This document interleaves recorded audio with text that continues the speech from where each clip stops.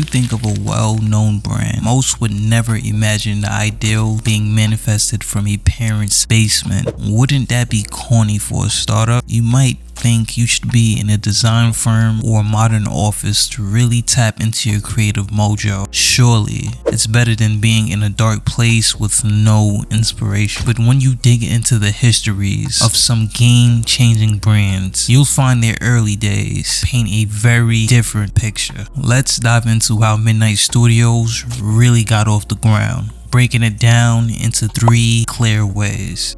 And then just started drawing my own shit on like back of my homework, back of tests, and then it just sparked from there.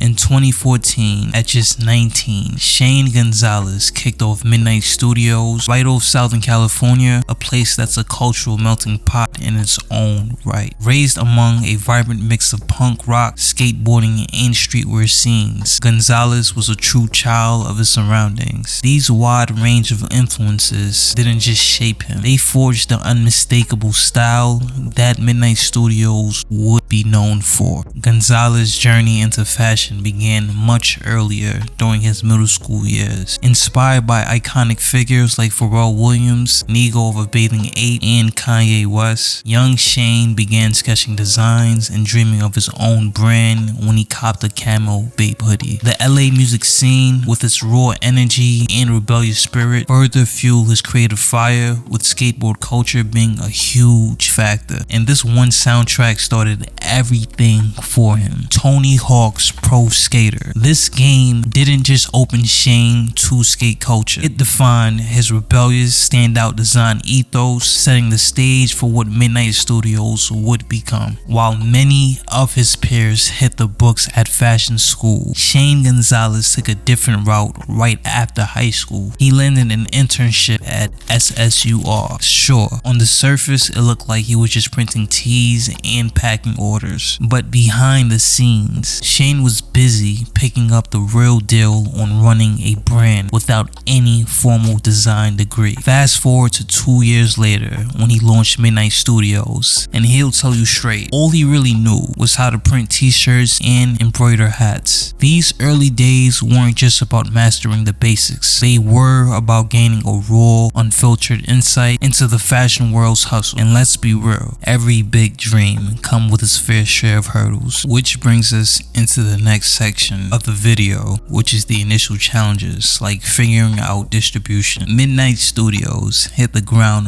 running, printing shirts and popping them up on platforms like Depop right from the start. Shane was deep in the grind, steering his brand solo for the first 5 years. Armed with grit but lacking big budget backing, he hustled non-stop, searching in downtown for anyone who could help craft jackets and pins as he expanded into cut and sewing. Despite his relentless effort, the reality of quality not matching his vision was a constant sting, teaching him he couldn't shoulder it all alone. Strapped for cash and facing the giant task of even small production runs, Shane had to innovate, spending every earned dollar right back into Midnight Studios. This bootstrap approach isn't just typical for startups hitting their stride. It's crucial within your first couple of years, paving the way for bigger projects and business growth. Diving deeper into the initial challenges, a major hurdle was the lack of industry connections. Without the advantage of a fashion school network, Gonzales was starting from zero. One pivotal connection he made was with the ASAP Yams, and it all began on Twitter, what we know today as X. In today's market, having a strong social media presence is crucial, especially if you're selling a product or service. It's about reaching people beyond your immediate circle, engaging on platforms like Instagram, YouTube, and even X. And most importantly, having the courage to showcase your work, whether it's designs or creations. Don't shy away from criticism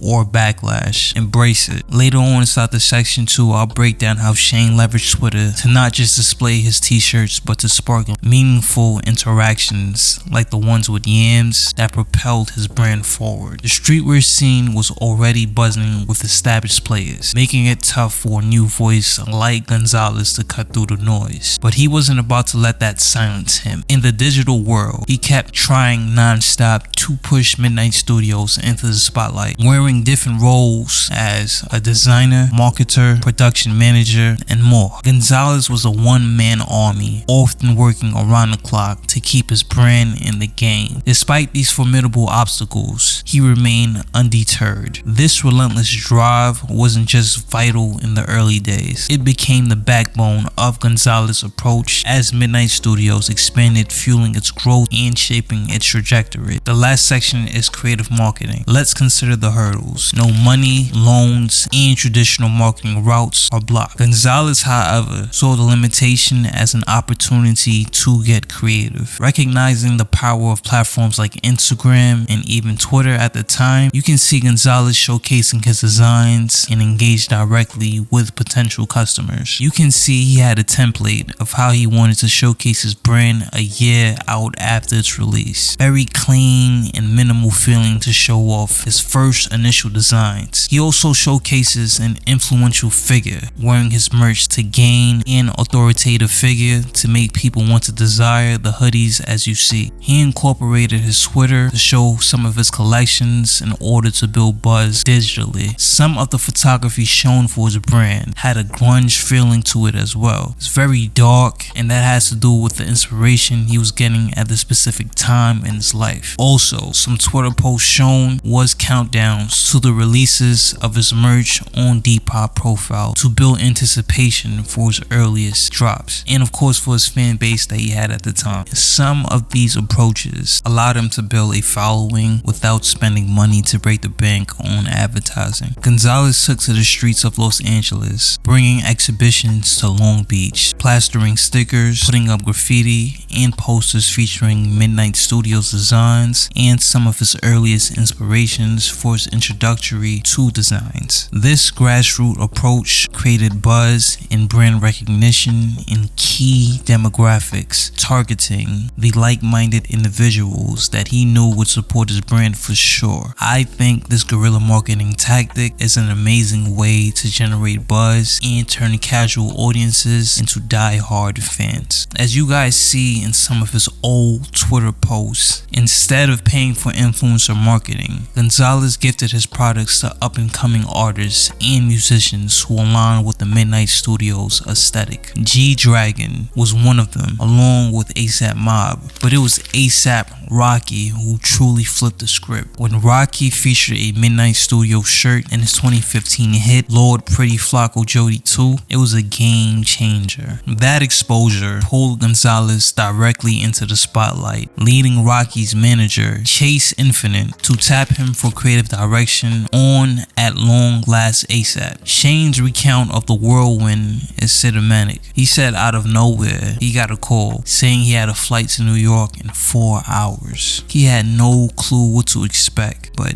next thing he know, he was at Rocky's place bouncing ideas. From there, it just clicked. This strategy wasn't just about promotion, it was about creating an organic, authentic buzz. Gonzales tapped into his passion for punk and hip-hop to connect with artists who didn't just wear his designs. They flaunted them on stage and in music videos, catapulting Midnight Studios into the spotlight. Gonzales knew the fashion game is as much about your connections as your creations. He was building a network, not just to spread the word, but to amplify every echo of Midnight Studios' presence. Another one of Gonzales' most significant breaks came from a collaboration with Off-White's Virgil Abloh in 2016. Shane had met Virgil a few times in LA and once in Paris with Rocky. Then one day, Virgil followed him on Instagram and Shane jumped into action. He whipped up an Off-White Midnight collab sample by literally cutting 2 shirts in half, printing Off-White on one side and Midnight on the other, and stitching them back together. He sent Virgil around 15 photos, and 2 days later, Virgil hits him up saying he's in LA and wants to check them out. He actually came to Shane's apartment, looked through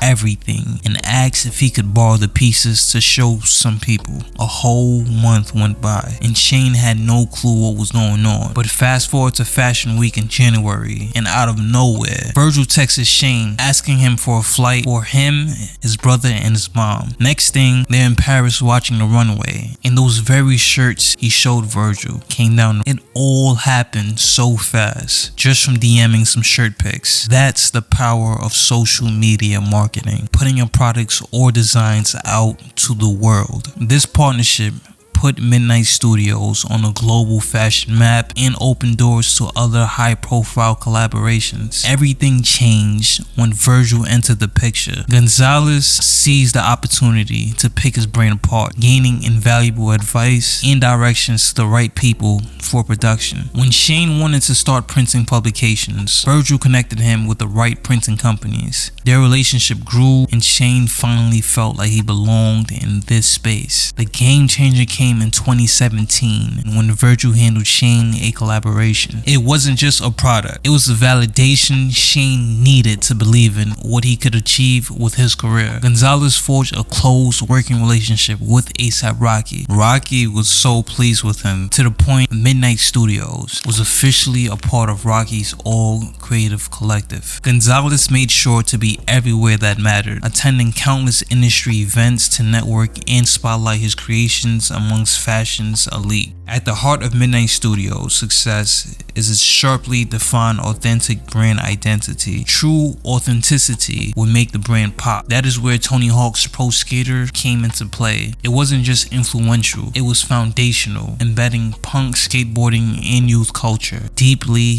into Midnight Studios' DNA, mirroring Gonzales' own Southern California roots. This cultural bedrock was more than just influence. It shaped every facet of the brand, from its designs to its marketing strategies. Each collection he made thus far tells a story, referencing music, art, or cultural movements that resonated with the audience's taste. This narrative approach gave depth to the designs and fostered a stronger connection with customers. Gonzales' approach to design and messaging was central to establishing Midnight Studios as a force to be reckoned with in the fashion industry. Bold prints, provocative slogans, and striking graphics became hallmarks of Midnight Studios' designs, making them instantly recognizable and highly shareable on social media. Despite budget constraints, Gonzales prioritized quality materials and construction, understanding that the brand's reputation depended on delivering premium products. By releasing designs in small batches, Gonzales created a sense of exclusivity and urgency, driving demand and creating a collector's mentality among customers. Midnight Studios often incorporated rebellious, thought-provoking messages into its designs, appealing to a youth culture that values self-expression and non-conformity. As the brand grew, Gonzales invested in creating high-quality content that would resonate with his audience and reinforce the Midnight Studios aesthetic. Visually striking lookbooks showcase each collection, often featuring up-and-coming models and shot in locations that complemented the brand's edgy aesthetic. Short films and behind-the-scenes videos told the Midnight Studios story in a dynamic, engaging way, which is perfect for sharing across social media platforms. As Midnight Studios gains recognition, he leveraged opportunities for editorial features in fashion magazines and online publications, further legitimizing the brand in the fashion world. He also created new events like, for an example, Midnight Rave. Midnight Rave was Shane's way of keeping the world tuned in, while Midnight Studios showcased just twice a year, limiting year-round events and activations. Midnight Rave cranked up the frequency. It was more than just an event, but an accessible gateway into the Midnight universe, offering regular affordable experiences for fans globally. The rave's inviting price point is designed for everyone. Fresh out of high school, we talking fresh out of high school, is where Shane kicked off this collection that blended punk